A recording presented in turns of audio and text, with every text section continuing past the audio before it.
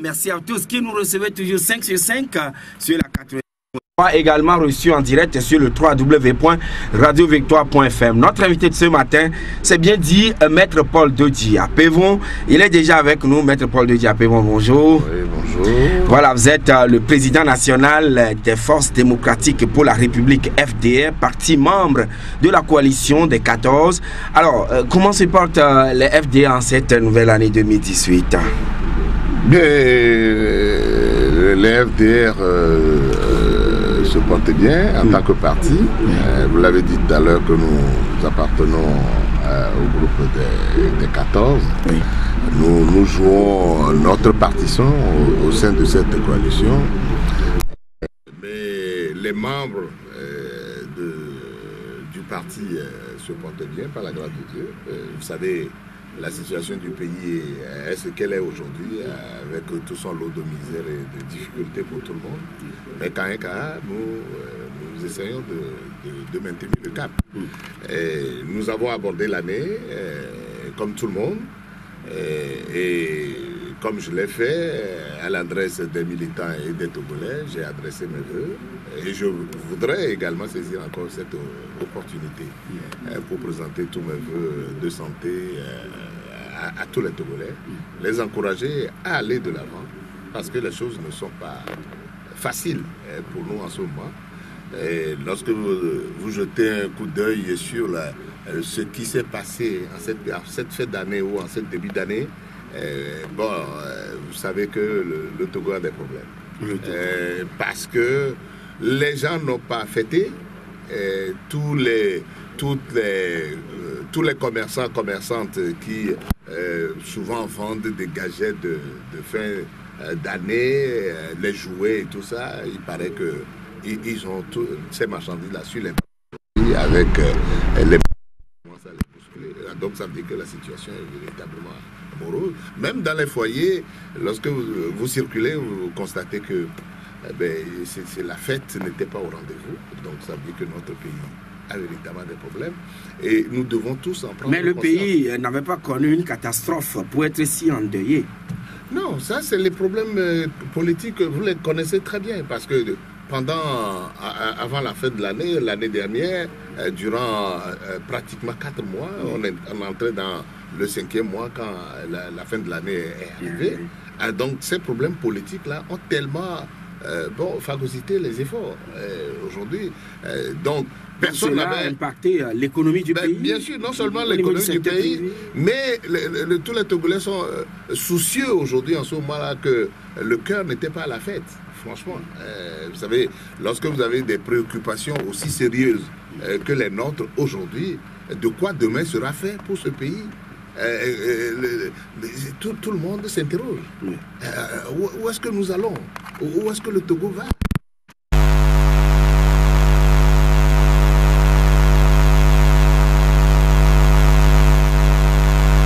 Au quotidien, alors, une pente glissante. Et si on ne fait pas attention, ce pays, ce beau pays que nos aïeux nous ont légué, nous risquons de le faire basculer dans quelque chose d'indescriptible. Alors c'est pour ça que tout le monde doit en prendre conscience. Et surtout ceux qui nous gouvernent aujourd'hui. Mais je ne m'adresse pas seulement à eux, mais nous aussi. Parce que je me rappelle encore que dans mon message à la nation, je suis revenu véritablement sur quelque chose, un concept que nous avons choisi. Nous avons dit à la coalition, nous avons choisi la non-violence. Mais la non-violence est une arme redoutable. Mais pour que cette arme-là ait de l'effet, il faut y croire et l'appliquer. Et il faut y croire et l'appliquer. Au FDR, nous sommes essentiellement des croyants. Je crois en Dieu. Et lorsque vous prenez une décision de cette importance-là, il faut éviter de faire le mélange de gens. Donc, les militants, j'ai vu des réactions sur des réseaux sociaux, on dit au moment où on nous tue, au moment où on nous violente, pourquoi certains de nous disent qu'il faut... Bien sûr, on parle de non-violence, nous on n'est pas sérieux. Oui, ça c'est vrai. Et je l'ai dit également dans mon message que lorsque vous êtes confronté à une situation comme celle-là, la tentation est très grande. De dire, on répond. nous aussi, à la violence, pas la violence. Mais nous savons tous que ceux qui, aujourd'hui, veulent conserver le pouvoir, l'utilisation de la violence est pour eux une stratégie, justement, de faire enliser la situation dans notre pays. Oui. Mais si on y prend garde... Mais quand même, avant la fin de l'année dernière, 2017, tout portait à croire que le gouvernement allait prendre langue avec vous pour que vous puissiez vous asseoir autour d'une table et endiguer ce problème, disons, trouver des solutions appropriées à cette crise assez profonde que traversait le pays. Mais qu'est-ce qui s'est passé? Oui, mais c'est-à-dire que ça aussi, comme d'ailleurs la non-violence dont je parlais, oui, à laquelle il faut croire pour avoir les résultats, le dialogue aussi est quelque chose d'utile lorsqu'on y croit. Mais lorsque vous parlez du dialogue seulement sur le bout des lèvres, ça n'apporte pas de résultats. Parce qu'il parle du dialogue sur le bout des lèvres. Eh bien, ce qui s'est fait jusqu'à aujourd'hui, est-ce que réellement le gouvernement qui nous a parlé de dialogue, est-ce que les actes ont été posés véritablement, allant dans le sens du déclenchement de quelque chose? Bon, je dirais même de notre côté, il faut faire l'effort pour mettre tout dans ce concept-là, pour qu'on puisse déboucher sur quelque chose. Si on ne le fait pas, on constate aujourd'hui que nous tournons en rond, parce que le dialogue est quelque chose de compliqué, parce que pour créer les conditions de dialogue, il faut véritablement faire de temps en temps un minimum de, je ne dirais pas de concession, oui, mais d'ouverture pour que la chose soit possible. Parce que ceux avec qui vous voulez dialoguer, ils vous ont amené dans une situation compliquée. Parce que cette situation-là crée déjà de la frustration. Ça vous crée de la frustration parce que la non-réalisation des réformes dans notre pays pendant des années, une cinquantaine d'années où un système nous gouverne, la violence qui est la réponse qu'on nous apporte face à des revendications légitimes, tout ça là crée des frustrations. Mais lorsque vous prenez les frustrations et vous ne réfléchissez pas sur les méthodes, les stratégies nécessaires, au moment où il faut le faire pour enclencher la chose, bon, alors on fait du bal masqué. Alors, pour éviter de faire le bal masqué, c'est un appel que je lève, surtout à ceux qui nous gouvernent aujourd'hui, parce que ce qui a compliqué la chose, véritablement, ça honnêtement, c'est qu'on a parlé de dialogue. On était tous dans cette attente-là, et on a parlé de mesures d'apaisement. On a commencé à libérer certaines personnes. Mais ce qui finalement a foutu excusez-moi le terme, le bordel, c'est que on nous a dit, non, on ne nous a pas dit, des signes ou des contacts ont été pris avec nous par un médiateur, celui que nous considérons comme un médiateur. Monsieur Nana Akufo-Addo du Ghana. Qui nous a reçus, oui, qui a envoyé une délégation ici à Lomé. Et à la fin de la rencontre, le ministre Kandapa a fait une déclaration que tout le monde a écoutée sur les radios, les médias, parlant de médiation dans la crise togolaise. Il est revenu une seconde fois, mais on n'a pas pu... D'abord, la première rencontre, il nous a demandé comment nous concevons le dialogue. On le lui a dit. Nous voulions d'abord mettre en place un comité préparatoire. Ils nous ont dit, après qu'on a pris contact avec le parti d'en face, qui est d'accord sur ce que nous proposons. Alors, tout le monde était d'accord sur la mise en place de ce comité préparatoire. Et une déclaration a été faite à l'issue de la première rencontre. Ils sont revenus une seconde fois, mais ce qui a posé problème, c'est que, bon, on a dit que certaines conditions ne sont pas encore totalement remplies pour enclencher, pour commencer le travail préparatoire. Mais c'est après le Abuja qu'on nous dit non, tout ce qui a été fait là, ce n'est pas une médiation, c'est une... comment vous dites ça? Vous dites ça, une démarche de bons offices. De la part du Ghana? Bien sûr. Non, mais alors M. Kandapa nous avait dit, j'étais là, on l'avait interviewé, il disait quand même que si le Togo brûle, en tout cas le Ghana ne serait pas épargné, le Nigeria, le Bénin, etc. Donc, il faut coûte que coûte, et que les chefs d'État ont commis le président ghanéen afin que solution rapide soit trouvée au problème togolais. Bien sûr. C'est ce que M. Kandapa nous avait dit lors de l'interview. Eh bien, bien sûr. Et c'est ça, justement, ce que j'appelle la confusion totale dans laquelle nous sommes aujourd'hui. Parce que un pays voisin, un chef d'État d'un pays voisin ne peut pas venir, ne peut pas recevoir l'opposition d'un autre pays, chez lui là-bas, ne peut pas envoyer son ministre de la Sécurité ici avec une délégation, les recevoir et faire avec une déclaration à l'appui. Et après, d'autres démarches pour commencer un dialogue. Et qu'après, tout à coup, patatras, on nous dit, tout ça là, ça ne sert à rien. Que bon, c'est du pipeau. Alors, il a fallu que on demande... Ou bien Maître Paul Dodiapé vont, entre-temps, avant que le congrès, disons, le sommet d'Abuja n'ait lieu, l'opposition aurait posé ou bien tiré trop sur la corde ou... Qu'est-ce qui s'est passé avant que les chefs d'État puissent changer de discours, si on peut le dire ainsi? Non, mais moi, j'en sais rien parce que la confusion qui existe aujourd'hui, lorsqu'on est allé on a demandé à la délégation, certains de nos camarades, d'aller au Ghana pour s'enquérir de ce qui se passe. Ils sont revenus pour dire non. Le Ghana a confirmé que, il y a toujours... dans la crise togolaise, en tant que médiateur. C'est ce qu'on nous a rapporté. Jusqu'au jour d'aujourd'hui, c'est ce que nous savons. Mais seulement notre inquiétude, c'est que au départ, on nous a dit que c'est la CEDEAO qui a mandaté le Ghana. Alors, c'est vrai, on nous dit aujourd'hui qu'il n'y a pas de mandat formel et tout ça. Mais il faut que la CEDEAO réagisse. C'est vrai que le malheur que c'est le président qui est en crise, qui est le président en exercice de la CEDEAO. Oui. Mais les autres pairs doivent quand même poser un acte pour qu'on sache réellement quelle est la position actuelle de la CEDEAO sur la crise togolaise. Et là, vous devez vous référer au chef d'État qui était au niveau du Niger à l'époque, à Niamey, notamment le président du Nigeria, le grand géant de l'Afrique de l'Ouest, Monsieur Buhari, Monsieur Alassane Ouattara et tout ça. Est-ce que vous avez pu prendre contact avec eux aussi pour s'enquérir de la situation exacte, si réellement c'est eux qui ont commis le président ghanéen? Oui, bien sûr. C'est ce qui est en train de se faire. Quand nos amis, nos camarades sont allés au Ghana, avec ce qu'ils nous ont rapporté, ben, ils ont pris contact également avec la Guinée, puisque, en fait, la Guinée, le président Alpha Condé a envoyé son ministre d'État ici, qui a, pendant une dizaine de jours au moins, a suivi le dossier togolais en ce qui concerne les mesures d'apaisement. Oui. Mais tout ce beau monde-là disent oui, mais jusqu'à aujourd'hui, en tout cas, selon ce que nous avons appris jusqu'à aujourd'hui, ils ne sont pas retirés de la chose. Alors, est-ce qu'aujourd'hui, ils se retirent du dossier togolais et ils sont toujours là-dedans?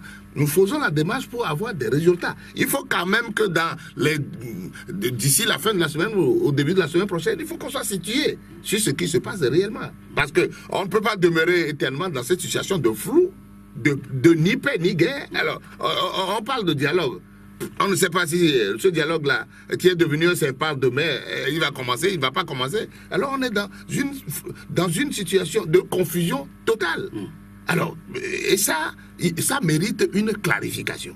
Nous devons être situés par rapport à tout ce qui se passe aujourd'hui. Oui, et pour que les chefs d'État qui ont pris l'engagement de ne pas voir le Togo brûler s'investissent véritablement pour que tout cela redémarre. Oui, vous êtes ensemble, mais à un moment donné, est-ce que vous avez demandé à M. Jean-Pierre Fabre, le chef de l'opposition, d'aller rencontrer le chef de l'État togolais pour savoir exactement ce qui se passe?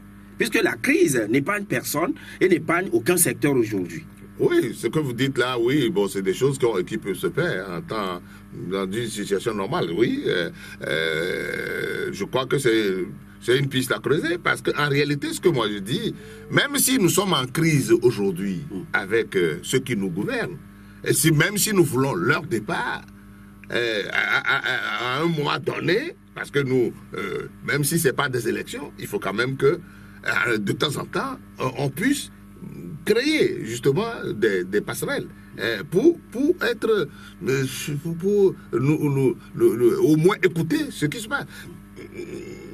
On ne peut pas aller à un dialogue si on considère l'autre camp comme un cocon Nous aussi, on est un cocon là, et que les deux ne peuvent jamais se rencontrer, ne peuvent jamais se parler. Au dialogue, qu'est-ce qu'on fera?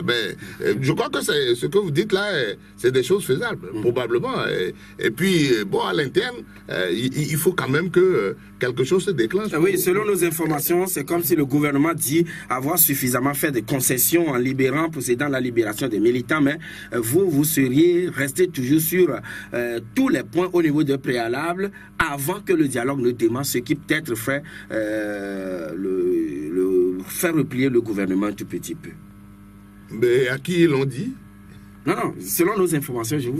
oui, mais c'est-à-dire que lorsque vous avez un gouvernement à qui nous demandons des choses, si nous on pose, c'est notre droit de poser des conditions. Enfin, pas des conditions, mais demander justement que certaines conditions soient remplies pour qu'il y ait une certaine fluidité dans le contact pour permettre la réussite du dialogue.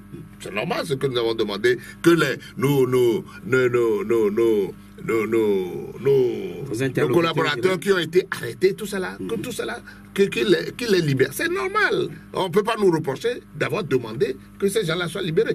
Ils ont fait une partie, ils ont libéré les imams, ils ont libéré une... Mais il y a des gens qui restent aujourd'hui en prison. Et nous continuons à demander que ces gens-là soient libérés. Maintenant, la question est de savoir si tous doivent être libérés avant qu'on ne commence. Nous avons commencé entre-temps à envisager, oui, peut-être au sein du comité préparatoire, tout ce qui n'est pas fait, qu'on continue de le faire jusqu'au moment où tous les Togolais arrêtés aujourd'hui injustement recouvrent leur liberté. Maintenant, si le gouvernement estime que, oui, ce qu'ils ont fait là, ça suffit et qu'ils ne peuvent plus faire quelque chose d'autre avant le début du dialogue. Mais, vous le dites, mais vous parlez d'indiscrétion, mais personne ne nous a signifié clairement que oui, ce qu'on a fait là, ça suffit. Si on ne fait pas, on ne commence pas le dialogue, on ne fait plus rien. De ça, personne, on n'a rien appris de ce genre. Donc, je ne sais pas d'où vous tenez. On ne vous a non plus informé que dès lors que nous serions en train de répondre à vos mesures d'apaisement, vous aussi arrêtez les manifestations? Vous ne l'avez pas appris? Pas directement. Pas directement, personne ne nous a posé ça comme exigence. C'est quand moi, je me rappelle, lorsque nous avons rencontré la délégation ghanéenne, que c'est là où le ministre nous demandait est-ce que nous serions, nous aussi, favorables à arrêter les manifestations si un certain nombre de gestes sont faits du côté du pouvoir. Nous avons répondu à l'époque que oui, mais les manifestations, c'est quelque chose qui nous permet aujourd'hui d'avoir, c'est une forme de pression que nous avons sur le pouvoir, et que si le dialogue ne commence pas et qu'on ne sait pas où nous allons, on ne peut pas nous demander d'arrêter les manifestations. Mais cette demande-là ne nous est jamais venue de manière directe du pouvoir. Et ça n'a même pas été fait de manière incisive par le Ghana, disant oui, voilà les conditions que pose le gouvernement togolais. Si vous n'arrêtez pas les manifestations, ceci ne commencera pas. Non, ça, personne ne l'a dit. Ça, c'est une hypothèse qui a été évoquée à l'époque et on a donné une réponse. Mais aujourd'hui, il est temps que tout ça soit clarifié pour qu'on sache véritablement où nous allons. Si c'est une condition que le gouvernement pose aujourd'hui, il y aura la réponse qui viendra, parce que c'est la coalition doit se concerter pour apporter la réponse appropriée. Mais du moins, savez-vous déjà esquisser le point débattre au cours du dialogue? Sinon, M. Trimond Christian, conseiller du président de la République, a dit il ne faudrait pas envisager que vous auriez à discuter du débat ou des conditions de débat du chef de l'État, ou carrément à le faire signer un engagement que d'ici telle année, il doit quitter le pouvoir. D'où lui, il tient ces propos-là que nous avons dit que si on va au dialogue, c'est ça qu'on va demander. Nous sommes entre nous, nous avons notre agenda. Ce que nous avons demandé, c'est nous qui le préparons. Est-ce qu'on l'a associé à nos discussions pour que lui sache que c'est ce qu'on va aller demander? Pourquoi il se mêle de ce qui ne le regarde pas? Il n'a qu'à s'occuper de sa maison, de s'occuper de ce qui le regarde lui aussi. Il n'a qu'à venir avec ses idées au dialogue. Nous viendrons avec nos idées. Et ce n'est que lorsque nous allons nous rencontrer que chacun saura ce que veut l'autre. Il ne peut pas rester quelque part et spéculer là-dessus. Il ne peut pas faire ça. Ça c'est des gens qui compliquent même la situation du Togo. Des propos va-t-en guerre et tout ça là sur les radios comme ça. Mais ça, c'est des gens qui compliquent volontairement la situation. Quel intérêt ils ont là-dedans?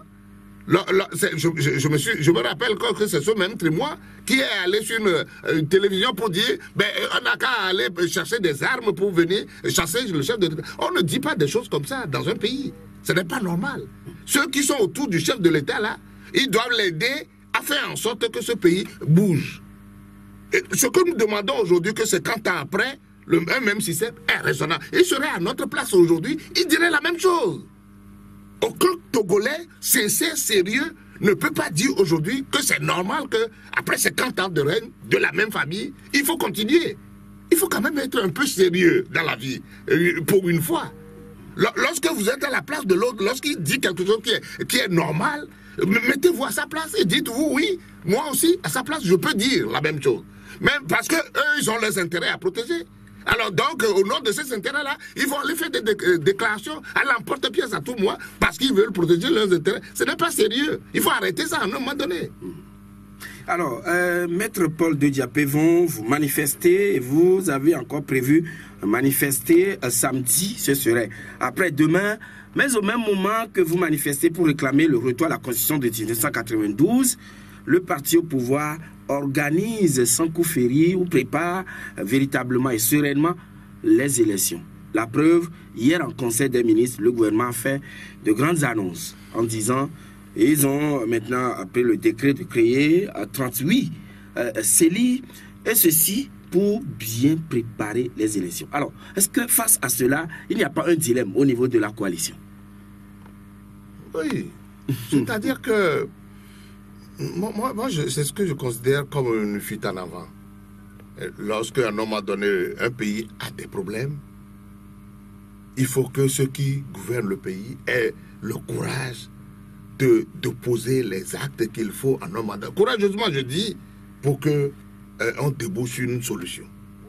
Parce que nous sommes tous aujourd'hui interpellés. Le Togo a besoin d'une solution.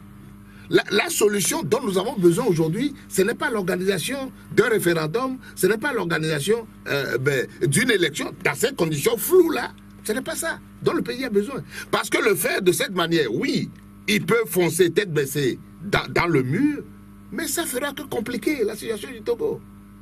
Est-ce que vous pensez, vous, en tant que journaliste aujourd'hui, de manière sincère, que le fait d'aller à une élection aujourd'hui, dans ces conditions-là, va régler la crise togolaise? Au contraire, ça va l'exacerber. Alors, donc cette fuite en avant-là, moi je ne pense pas que si je suis à la place du chef de l'État, c'est ce que je choisirais comme stratégie aujourd'hui. Encore et encore, il faut remettre le métier, comment on dit ça, remettre l'ouvrage. Alors, si je suis à la place du chef de l'État aujourd'hui, je penserais, même si c'est compliqué, même si c'est difficile, je ferai tout pour que le dialogue que nous appelons tous de nos voeux puisse s'instaurer. Il faut faire l'effort pour sortir justement de cette situation bizarre dans laquelle aujourd'hui. Qu'est-ce qu'il faut créer comme condition pour que le dialogue s'ouvre? Qu'est-ce que ça leur coûte aujourd'hui? Lorsque le Ghana, la Guinée, qui ont déjà pris contact avec nous, qu'est-ce que ça leur coûte aujourd'hui d'accepter que ces deux pays-là accompagnent, ou le Ghana, du moins, accompagne le Togo pour qu'on débouche véritablement sur une solution durable? Qu'est-ce que ça leur coûte? Donc, à votre entendement, il faudrait aller au dialogue, s'entendre ou se mettre d'accord ou dégager des consensus avant de prétendre organiser les élections? Mais c'est la situation la plus normale. Qu'est-ce qu'il y a de plus normal? Mais c'est-à-dire que ce qu'ils font là, c'est ce qu'on appelle la politique d'autruche. Vous avez le mal, mais vous mettez la tête, vous courbez la tête, vous fermez les yeux, et vous vous dites, oui, mais c'est réglé. Donc, si dès que je ferme les yeux, le problème n'est plus devant. Le problème est là. Le jour où vous ouvrirez les yeux, vous trouverez le problème devant vous. Donc, organiser les élections dans le contexte où la situation actuelle ne constitue pas la panacée ou carrément la solution idoine pour la crise. Non, moi je crois que c'est une manière de contourner le problème, mais vous le retrouverez devant. Ce n'est pas ça, la solution n'est pas là. Moi je dis, au jour d'aujourd'hui, il faut tout faire pour déboucher sur un consensus. Et l'appel là, je le fais en même temps pour le parti au pouvoir et pour l'opposition. Parce que lorsque nous parlons de dialogue aujourd'hui, un dialogue ne suppose pas que le pouvoir viendra pour dire, mais voilà comme ça que moi je vois la chose, et je l'impose. Mais ça ne suffit pas non plus pour l'opposition de dire, voilà ce que j'apporte comme solution, et je l'impose. Et un dialogue suppose qu'on va aller discuter, et on va trouver quelque chose de consensuel. Mais le consensus que nous voulons avoir aujourd'hui pour le Togo soit quelque chose qui nous permet de sortir définitivement de la crise au Togo. On ne veut plus de solutions de replâtrage, des solutions à la peu près, et puis 1 ou 2 mois après, on revient à la même chose pour dire « Ah, la crise n'est pas terminée, il faut recommencer ». C'est ce que nous ne voulons plus. Oui. Il faut aller à quelque chose de sérieux pour que définitivement on dise « Oui, la crise togolaise est derrière nous, occupons-nous désormais des problèmes de développement. » On en a besoin. On a des milliers de jeunes aujourd'hui dans la rue qui n'ont pas de boulot. Oui. On a des hôpitaux qui sont en total délabrement. Oui. Des écoles aujourd'hui qui n'ont pas de repères. Une éducation aujourd'hui totalement au rabais. Alors, dans plusieurs secteurs, nous avons des difficultés. Alors, au lieu de continuer toujours à tourner le dos à ces problèmes-là, et faire couvrir ces problèmes par les problèmes politiques et continuer à faire la danse, le cha-cha-cha que nous sommes en train de danser depuis le début là. Il faut arrêter ça. Oui, mais quand même, à un moment donné, le chef de l'État avait averti au cours d'une interview accordée à nos confrères de Jeune Afrique qu'il n'y aura plus question de conférence nationale bis. Quand vous devez explorer toutes ces pistes et puis voir quelles solutions apporter à tel secteur, etc., etc., est-ce que vous ne risquez pas de tomber dans une sorte de conférence nationale bis? Non, c'est-à-dire que ce que je dis, est-ce que ce que nous sommes en train de dire là, est-ce que c'est une question de conférence bis? On parle de discussion, oui. et on a un groupe de partis politiques qui ont des préoccupations, qu'il a mis sur papier. Alors, en face, on attend une réponse. Alors, lorsque la réponse viendra, bon, on discutera ce qui est acceptable, ce qui n'est pas acceptable, mais de toute manière, il faut discuter de telle manière qu'on arrive à quelque chose de concret, de précis pour tout le monde, et qui sera exécuté cette fois-ci. Parce que c'est leur refus d'exécuter les décisions prises qui nous ont amenés là. Depuis 2006, lorsqu'on a fait notre dialogue là entre nous pour déboucher sur l'accord politique global, s'il y a du sérieux dans le camp d'en face, pour dire que les gens se sont retrouvés, l'opposition et le pouvoir se sont retrouvés et ont trouvé des pistes pour régler la crise togolaise, s'il y a du sérieux, on n'en serait pas là aujourd'hui. Parce que les gens ont pensé à un moment donné qu'il faut ruser. Il faut ruser avec l'autre, il faut biaiser, il faut gagner du temps. Ils ont gagné du temps, mais tout le temps qu'ils ont gagné, ça les rattrape aujourd'hui. Tout le temps qu'ils ont voulu gagner là, aujourd'hui, ils auraient pu proposer des choses il y a quelques années que les gens auraient accepté et applaudi. Mais les mêmes choses peut-être qu'ils les proposent aujourd'hui, les gens refusent. C'est parce que ils ont traîné. Et on dit souvent qu'à trop garder dans la bouche, l'eau devient de la bave. Et c'est ce qui leur arrive aujourd'hui. Il faut qu'ils tirent leçon de tout cela pour dire, mais ce n'est que par le courage et la sincérité qu'on peut construire un pays. Oui, mais lorsqu'on n'a pas de sincérité, on ne met pas du sérieux là-dedans, on veut juste gagner, comment on dit ça, conserver un pouvoir. Tôt ou tard, ça vous file entre les... Voilà, le Bruco, depuis quelques jours, certainement que c'est des rumeurs, mais je le vois également écrit ce matin dans Chronique de la semaine que l'ANC, le cas, se positionne pour les élections qu'ils auraient envoyées de leurs représentants à la CENI. Voilà le pouvoir annoncé aujourd'hui, la mise en place des CELI. Alors, qu'en est-il exactement au niveau de la coalition? À prendre ou à laisser? Vous irez ou vous n'irez pas? Oui, mais vous parlez de rencontres quand même, tout ça là. La chose me parlait tellement saugrenue que moi, pour le moment, moi, je ne crois pas. Moi, je pense pas. Vous n'en avez pas parlé au sein de la coalition? Lorsqu'on nous a écrit, dès le départ, d'envoyer des noms à la CENI, On a eu unanimement, on a eu une concertation, on a pris la décision unanime de ne pas y aller. Et c'est ça, la réponse qu'on a. Et on a demandé à tous ceux qui ont été consultés d'envoyer une réponse. Et c'est ce qu'on a fait.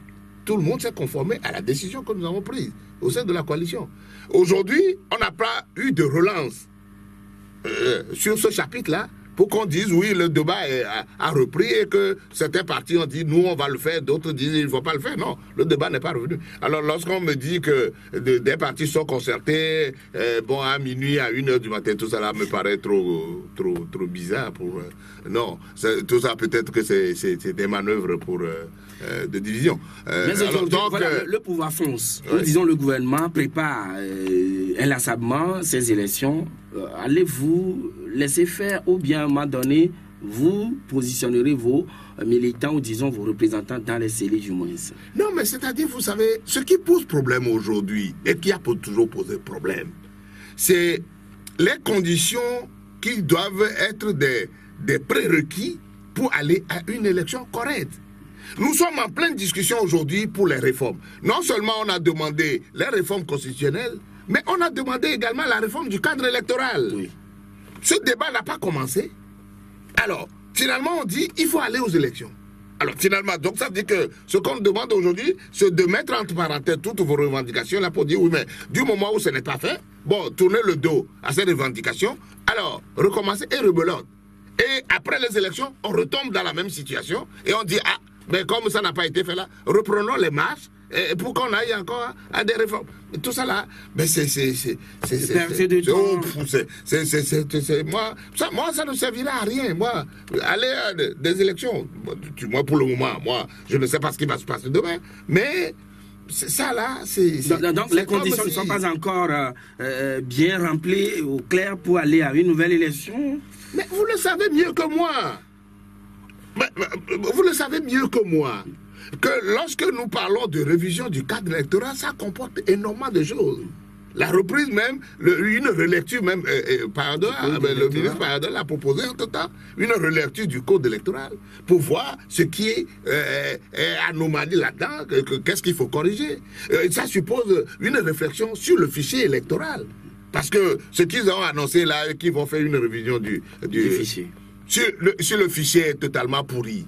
Ce qui existe est pourri, vous voulez aller réviser. On révise ce qui est pourri. La chose est pourrie, vous dites que vous allez réviser. Alors pour avoir quoi? Pour avoir quelque chose de bancal. Donc ce qu'on est en train de faire là, moi, à mon avis, ça va déboucher sur quelque chose de bancal. C'est vrai, le pouvoir aujourd'hui dit oui, mais bon, dans ma fuite en avant, moi je fonce, quel que soit ce qui va arriver, moi je vais aller faire mes élections. Mais je l'ai dit, et je le répète, que tout ça là, ça compliquera encore un peu plus la situation de notre pays. On vous dira que le mandat des députés tire vers sa fin. Mais ce n'est pas la première fois. Ce n'est pas la première fois qu'à la fin d'un mandat, qu'on arrive à la fin, justement, d'une législature, et que les élections ne soient pas organisées à date réelle ou à date fixe. On a déjà connu ça dans le passé, où on a pris du temps pour dire, oui, mais organisons la chose. Ben, ça, ce n'est pas la première fois. Même en 2013. Bien sûr, ce n'est pas la première fois. Donc, il n'y a rien de nouveau sur ce chapitre-là. Donc, on ne peut pas nous... le gouvernement... Mais bien sûr, tout le monde, on doit faire l'effort pour que ces situations ne se répètent pas. Mais nous sommes en crise. Tout le monde reconnaît aujourd'hui que nous sommes en crise. Alors, si la crise est là et que nous savons que nous sommes en crise, mais qu'est-ce qu'il faut faire pour endiguer la crise? C'est cette réflexion-là aujourd'hui qui doit nous amener tous courageusement à trouver la solution avant de nous enfoncer justement dans la préparation des élections. Si on ne le fait pas, moi j'avoue que tout ça là c'est apporté. C'est-à-dire qu'il y a une image qui me revient, c'est comme un fou qui est allé chercher des fagots de bois dans la forêt. Il veut les porter et il dit que c'est trop lourd, mais il dit mais la seule manière de régler le problème c'est d'en ajouter. il va encore en ajouter. Des bois secs dans la forêt. Il va encore en ajouter. Encore et encore. Bon, je ne sais pas. Ouais. C'est comme cela vous caricaturez la situation. Mais bien sûr. Ce que nous avons aujourd'hui comme poids est déjà trop lourd. Alors, il ne faut pas en ajouter. Lorsque vous en ajoutez, mais vous n'arriverez pas à le soulever. Comment vous arriverez à le soulever? Et dans ces conditions, vous appelez les Togolais à une manifestation le samedi 13 janvier 2018. Mais Maître Paul de Diapé, alors, vous aviez prévu, entre-temps, commencer Mango, un meeting de sensibilisation à Mango. Vous avez prévu également, je crois, aujourd'hui devrait être le tour de Bafilo et demain vendredi, Sokodé, la ville où beaucoup de choses se sont passées en 2017. Alors, ma question est de savoir pourquoi les meetings de sensibilisation ont été avortés. Ah oui, mais ça c'est au gouvernement, au ministre de la Sécurité et de l'Administration territoriale qu'il faut poser cette question. Parce que nous avons écrit et parmi les mesures d'apaisement, nous avons dit que Mango, Sokodé et Bafilo, qui ont été mis sous pression pendant le militaire jusqu'à aujourd'hui, il faut que l'État se desserre pour que cette ville-là redécouvre une vie normale. Que l'état de siège soit levé. Que l'état de siège soit levé. Ça fait partie de nos revendications. Alors, au début, on nous a dit, ah oui, parce qu'il y a trop de violence dans cette ville-là, des arbres ont été volés, etc. Nous allons progressivement trouver la solution et puis vous allez reprendre les activités. Mais entre-temps, le chef de l'État a fait une tournée là, dans la région, il est allé à Sokodé. Oui. Mais quand on a vu tout ça là, on a compris. Et ils sont venus nous dire que les populations sont sorties en liesse et tout ça pour l'accueillir. C'est ce qu'on a dit. C'est selon. Et pour nous, ok, la crise là est derrière et que des éléments suffisants sont apportés pour que finalement Sokodé, Bafilo retrouvent une vie normale. Et nous avons voulu, depuis un certain moment, nous avons écrit pour aller faire des marches là-bas. On nous a dit, oh, c'est trop tôt, parler de marches, ce n'est pas bien. Aidez-nous à apaiser la situation. On a compris. Si les gens disent tout le temps que nous, on ne fait rien, mais c'est ça qui n'est pas bien. Nous avons tellement compris ce que le gouvernement, les deux ministres nous ont dit qu'on a dit oui. Si c'est comme ça, on ne va pas aller mettre de l'huile sur le feu. Vous n'avez pas opposé de refus? Non, on n'a pas opposé de refus. On a accepté, on dit oui, on va vous aider pour que la paix revienne là-bas. Donc on ne fera pas de marche. Alors, c'est après que nous disons oui, mais au lieu de marche, on va juste aller faire des meetings. On écrit pour aller faire des meetings. On nous oppose la même réponse. Que les armes circulent.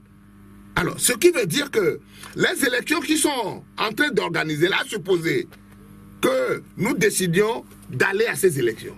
Et que dans le cadre des élections, la coalition décide demain d'aller faire des meetings. Parce que quand on annonce déjà la mise en place des CELI et que nous disons nous voulons aller à des élections, ben, ça nous amène à aller faire des pré-campagnes. Et des campagnes. À quelques mois des élections, est-ce qu'on peut refuser à un parti ou à un groupe de partis d'aller faire meeting quelque part pour appeler ces militants à voter? Alors, lorsqu'on nous oppose tout le temps, ah oui, il y a des armes qui circulent là, vous ne pouvez pas aller. Donc ça veut dire que si nous sommes maintenant en pré-campagne, on va vous dire vous ne pouvez pas aller parce qu'il y a les armes qui circulent. C'est des choses totalement bidons. C'est totalement bidon, il faut arrêter ça.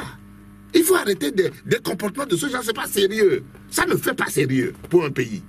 Ça ne fait pas sérieux. Oui, maintenant, est-ce qu'on vous a demandé d'aller chercher ces armes ou bien comment ça, l'explication qui vous a été donnée, c'est quoi? C'est des choses qui ne se comprennent pas. Moi, on ne sait pas au moment où les incidents là sont passés. Et là également, je voudrais profiter de la question pour relever rapidement quelque chose. Des incidents sont graves se sont passés à Sokodé. Il y a eu mort d'homme, il y a eu des militaires qui ont été assassinés et tout ça. On nous dit que personne n'a jamais dénoncé. Alors que tout au long du parcours, nous on a regretté véritablement. Parce que moi, je vous l'ai dit en début d'émission que je suis un croyant. Je crois foncièrement en Dieu. Je ne peux pas accepter qu'au nom de la démocratie du changement que nous appelons, un seul Togolais puisse tomber. La vie humaine, elle est sacrée. La vie humaine est tellement sacrée que autant je ne voudrais pas que les militants de l'opposition puissent être assassinés et tués, autant je n'accepterai pas que des militaires soient tués. Pourquoi?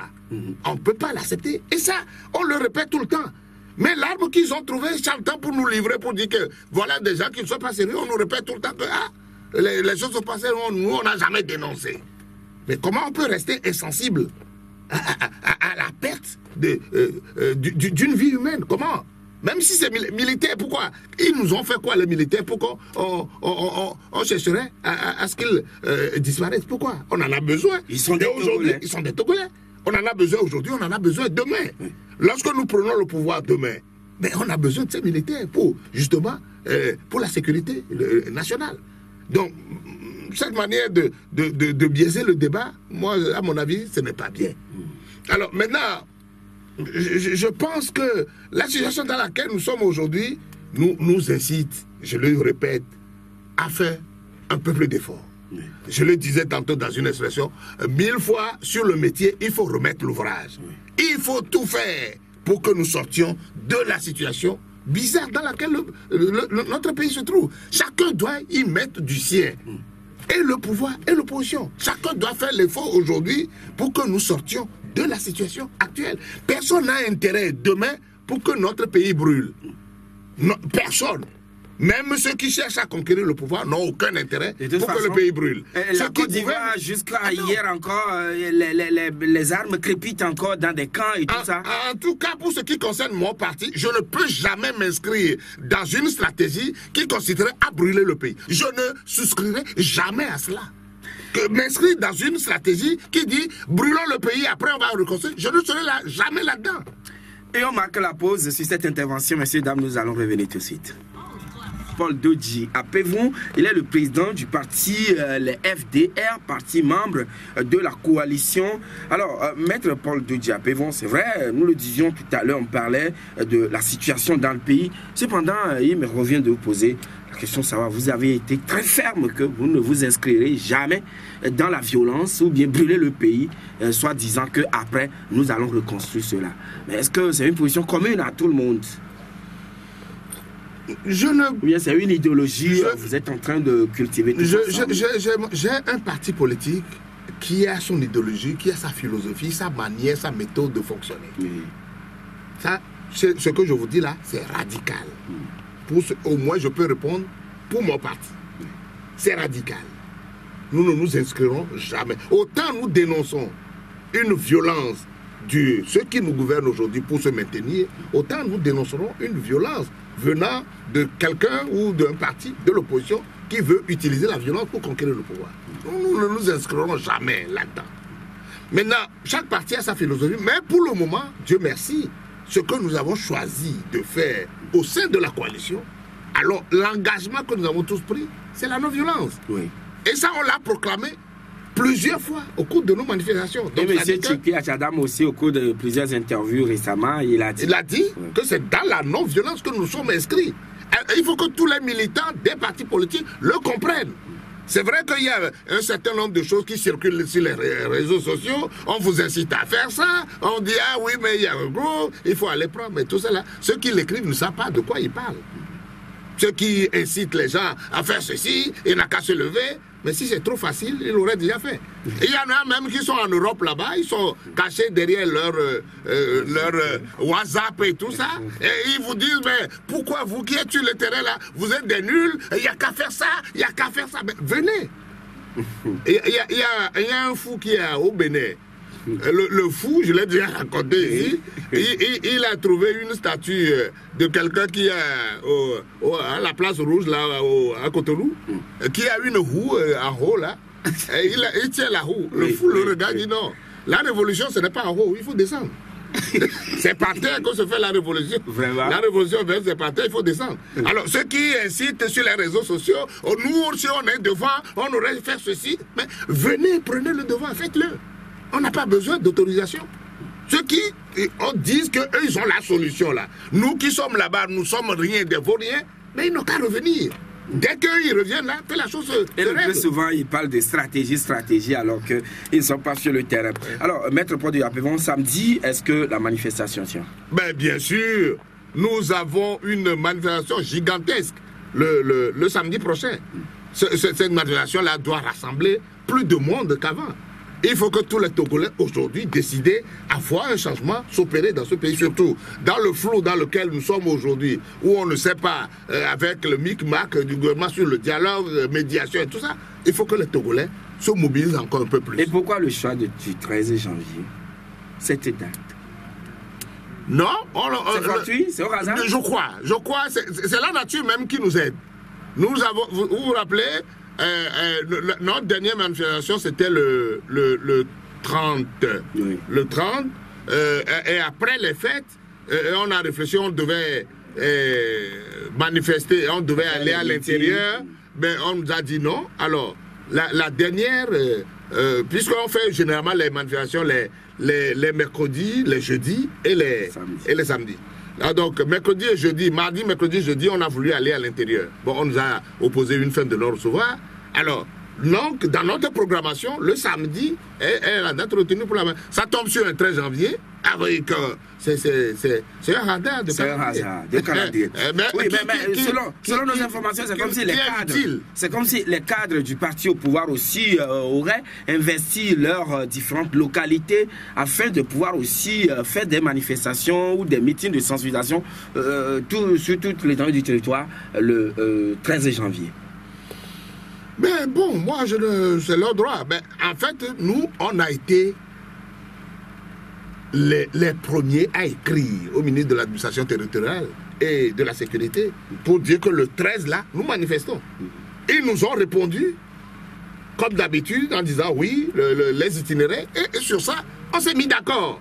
Mais si derrière nous, ils concoctent quelque chose avec le parti au pouvoir pour faire des choses, bon, pourvu que ça ne perturbe pas, nous, la manifestation.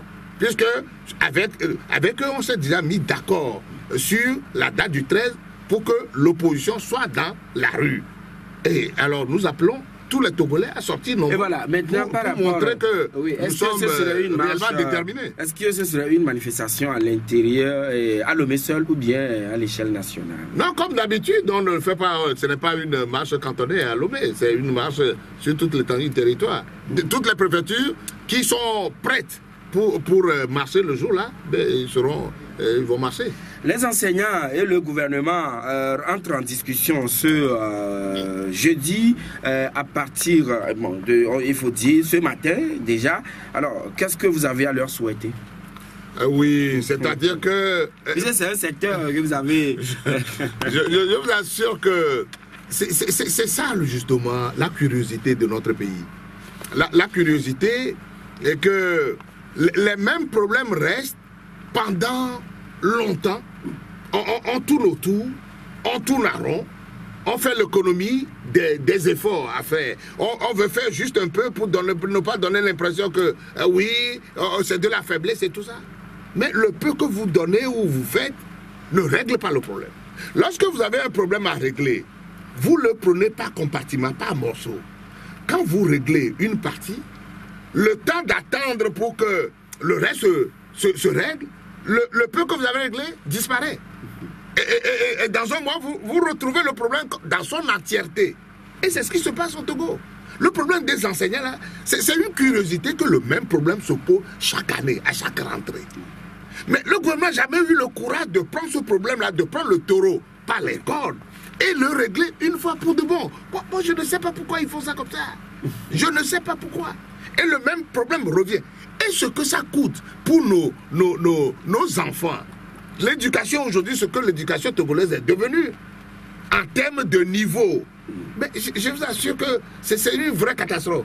Moi, ce que moi je souhaite aux enseignants qui sont sur ce chantier-là, à cette table de discussion, je leur demande de la sérénité pour que ce qui est essentiel soit demandé et obtenu. Là également, je dis ce qui est essentiel, parce que lorsque vous discutez, c'est ce qui est essentiel qu'il faut obtenir. Moi, il faut parfois éviter de la surenchère inutile, ce qui est surenchère inutile. Mais on les soutient dans leur demande, parce que ce qu'ils ont demandé jusqu'à maintenant, sincèrement, en regardant, je sais que c'est quelque chose qui est juste. Leur demande, pour me, paraît légitime. Donc, cette demande légitime, là, il faut quand même qu'ils s'y accrochent avec la fermeté nécessaire pour obtenir pour leurs camarades. Au même moment, les agents de santé aussi, ça grogne à leur niveau, ça grogne d'autant pour moi à leur niveau, mais on attend de voir ce que le gouvernement va dire à propos. Mais nous avons maintenant la ligne ouverte 22 21 80 99 92 02 80 63 et on prend le tout premier intervenant qui est en ligne avec nous. Auditeur, allô? Oui, bonjour. Monsieur Félix, nous vous écoutons. Monsieur le Président, bonjour. Oui, bonjour. Alors, pour au début de votre intervention, j'ai pu entendre que vous plaignez du fait que les gens n'ont pas fêté, parce que les gens n'ont pas aussi. J'aimerais savoir de la faute à qui, dans la mesure où on fait que... Donc, la faute à qui avez-vous dit? Il est parti, bon, je l'ai pas. Félix? Ah là là, il est parti, certainement. Mais il a quand même dit la faute à qui quand les gens n'ont pas pu bien fêter. Auditeur en ligne, bonjour. Oui, monsieur Azougo. Nous vous écoutons. Oui, bonjour. Le gouvernement jusqu'ici ne dit rien par rapport aux discussions. Maintenant, la CENI vient de prendre les choses entre les deux mains. Quelles sont nos aides réservées au peuple togolais? Oui. D'accord. Bien noté. Auditeur en ligne, bonjour. Monsieur Komi. Oui, bonjour, monsieur Jocelyn. Bonjour.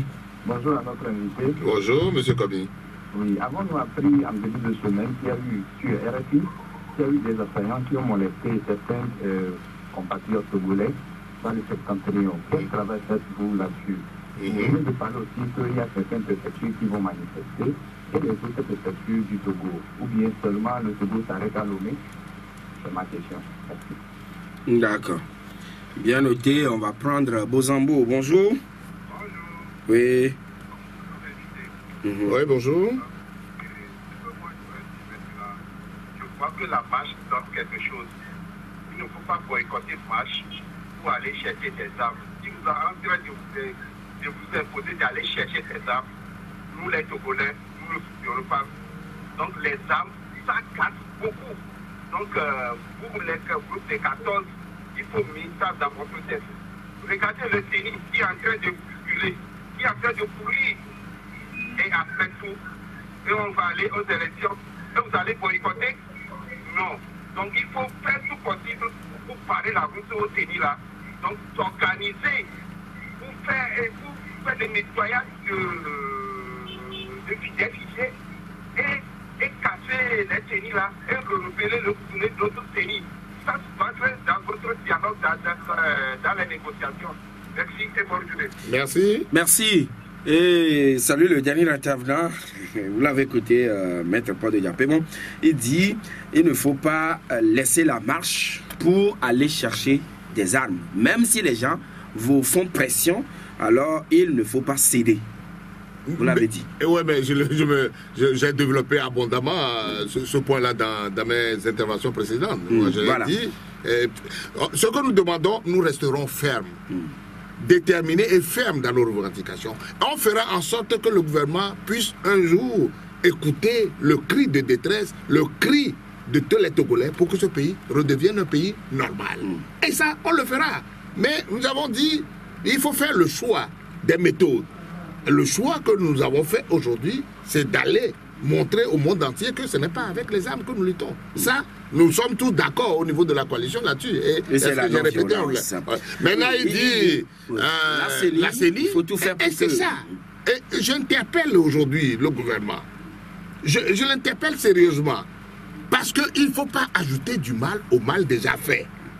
Il faut qu'il arrête justement ce qui est en train de se passer là, au niveau de la CENI, pour aller sereinement, précipiter même ce qui doit se faire pour qu'on aille à ce dialogue-là.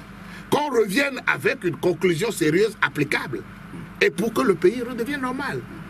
lorsqu'un pays est en crise, le chef de l'État l'a reconnu, le Premier ministre l'a reconnu, tous les ministres en parlent partout, l'opposition le sait, les chefs d'État de la sous-région, de la CEDEAO le savent, que nous sommes en crise. Mais lorsque la crise n'est pas réglée, et vous dites que, ah oui, mais vous allez quand même à des élections, sans régler la crise interne. Mais c'est ce qu'on appelle du replâtrage. On est juste en train de mettre du vernis. Vous avez une plaie et qui est en train de se gangréner. Qui n'est pas soignée à l'intérieur. Vous ne guérissez pas la plaie, vous mettez juste du sparadrap quelque part pour dire le pied va guérir. Mais si vous ne faites pas attention, vous serez amputé demain. Moi, je ne veux pas que le pied Togo soit amputé. Voilà. Donc, il faut qu'ils arrêtent leur politique d'autruche là, à tête baissée là, pour qu'on aille à quelque chose de sérieux. Pour vous avez dit les gens n'ont pas eu la tête à la fête, ils n'ont pas fêté comme cela se doit, mais l'auditeur dit la faute à qui? Mais la faute à qui? La faute au gouvernement. Parce que ce que nous demandons, ils le savent. Et ils doivent tout faire pour que la situation soit réglée. Ce que nous demandons, je l'ai dit, est légitime. À moins qu'on nous démontre aujourd'hui que ce que nous demandons là aujourd'hui n'a rien de légitime. Alors, s'ils acceptent le principe du dialogue, ça dit qu'ils reconnaissent que non, nous sommes en crise, et deux, que ce que nous demandons là est tellement légitime qu'il faut en discuter. Alors, il faut en discuter pour en sortir. Alors, il faut aller regarder. Ce n'est pas nous qui gouvernons aujourd'hui le pays. Les problèmes que nous avons aujourd'hui, il doit savoir de quel côté il faut aller chercher les auteurs de la situation. Et voilà, le gouvernement ne dit rien pour le moment, selon Azougo, par rapport aux discussions. La CENIFONS travaille. Quel sort nous est réservé? Oui, c'est exactement la même chose que M. Bozambo a dit. Oui. Alors, le gouvernement ne dit rien, et c'est pour ça que je les interpelle, avec beaucoup d'insistance, pour que, dans les jours à venir, la situation soit débloquée. J'interpelle le gouvernement, je nous interpelle aussi, pour que chacun des groupes fasse l'effort pour que la situation soit débloquée et qu'on aille à quelque chose de bien pour le pays. Parce que ça affecte l'économie du pays également. Et c'est le bien du pays que nous souhaitons tous. Alors si c'est le bien, chacun doit faire l'effort pour que finalement, on aille justement à la solution recherchée pour déboucher sur quelque chose de bien pour le pays. Monsieur Ricardo Agouzo a dit, qui est le responsable fédéral du PNP Kara, a dit que voilà, un groupe de miliciens aurait fait irruption dans son domicile pendant qu'ils étaient en réunion. Est-ce que vous avez creusé cette affaire? Oui, on est en train de creuser cette affaire. Mais je rappelle que, et c'est ça qui constitue justement une gangrène pour le Togo. Et si nous ne guérissons pas de ça là, nous sommes en train de préparer un avenir dangereux pour le Togo. Parce que depuis que nous avons lancé nos mouvements, nous n'avons jamais réussi à faire une manifestation à Kara. Parce que dès le départ, il y a une milice protégée par les forces de sécurité qui investit toujours les lieux de rassemblement de nos manifestations. Dès que la date de la manifestation est donnée et qu'à Kara, la coalition, les membres des partis, les militants des partis membres de la coalition acceptent de manifester à Kara, il y a toujours une milice qui a violenté, qui a fait tellement de violence là-bas, au vu aussi de la gendarmerie, de la police. On a relevé ce point-là plusieurs fois au ministère de la Sécurité et de l'administration territoriale. Ils n'ont jamais rien fait. C'est comme si Kara ne fait pas partie du Togo. C'est comme si Kara a un statut particulier où l'opposition n'a pas droit de citer. Oui, et c'est tellement dangereux. Que Kara n'est pas intéressé par les manifestations. Mais ce qu'il dit là, c'est tellement grave ce qu'ils sont en train de faire. C'est tellement grave. Parce que je ne sais pas au nom de quoi on dit une préfecture tout entière elle doit être occultée par les mouvements. Alors que les gens manifestent le désir d'organiser des choses là-bas. Et que c'est une milice qui interdit la chose. Et c'est ce qui s'est passé la dernière fois avec le PNP, où ils n'étaient pas en train de faire une marche. Ils étaient en réunion. Comment vous dites, à la maison. À la maison. Comment pouvez-vous accepter que dans notre pays, qui se dit un pays de droit, un pays de démocratie, où un parti est en train d'organiser une réunion à la maison, des miliciens vont aller les investir, les molester. Et puis ça, là, au vu du gouvernement, et ils ne disent rien. Non, sur RFI, nos confrères ont dit que les autorités disent ne sachant rien de cette affaire-là. Mais maintenant, ils le savent maintenant. On l'a signalé, tout le monde écrit. Qu'est-ce qu'ils font pour découvrir la vérité et punir ceux qui sont les auteurs de cette bêtise-là? Parce que moi, j'appelle ça une bêtise. Parce que ce qu'on est en train de préparer là, c'est une vraie bêtise qui risque de nous conduire vers quelque chose d'inextricable. Ce n'est pas bien, il faut arrêter ça. Malheureusement, le temps imparti tire à sa fin, Maître Paul de Diapégon. 2018, est-elle une année d'espoir pour tous les Togolais? Oui, nous avons, comme notre parti... de l'UNI ou de la coalition. Comme notre parti, c'est le slogan de notre parti, recréons l'espoir. Nous devons tout faire pour recréer l'espoir pour le Togo. Quels que soient les efforts que nous devons faire, quel que soit ce que nous devons faire imaginer, nous devons recréer l'espoir. Le Togo, c'est notre patrimoine commun. C'est le seul patrimoine que nous avons en commun. Nous devons tout faire pour le chérir et faire en sorte que ce patrimoine-là devienne la richesse partageable demain par tous les Togolais. Et que le Togo devienne véritablement l'ordre de l'humanité. Alors moi, tout l'espoir que je nourris pour cette année, c'est que les problèmes difficiles que nous avons aujourd'hui, mais qui ne sont pas difficiles à Dieu, je crois que le Seigneur fera en sorte que nos efforts en tant qu'individus que nous ferons seront bénis pour que l'année 2018 là, soit l'année de la solution à nos difficultés. Pour que les problèmes politiques là soient réglés, que des élections soient organisées dans des conditions telles que le pays sorte définitivement justement de cette crise et qu'on ait un avenir radieux et meilleur pour nous tous. C'est le vœu que je souhaite à tous les Togolais. Et voilà, et vous êtes député, nous osons croire que vous allez agir aussi, faire vraiment feu de tout bois pour que tout soit transparent.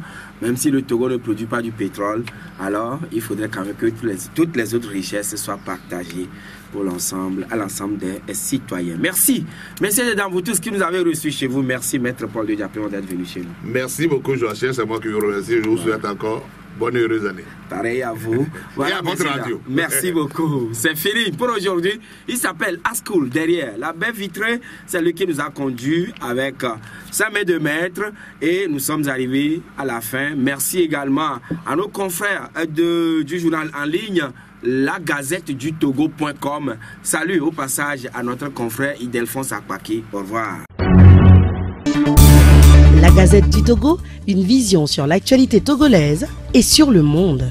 Rejoignez-nous sur le www.lagazettedutogo.com ou sur nos comptes Facebook, Twitter et YouTube. Pour tout contact, écrivez à contact@lagazettedutogo.com ou appelez le 92 80 88 53. La Gazette du Togo, c'est l'information en continu.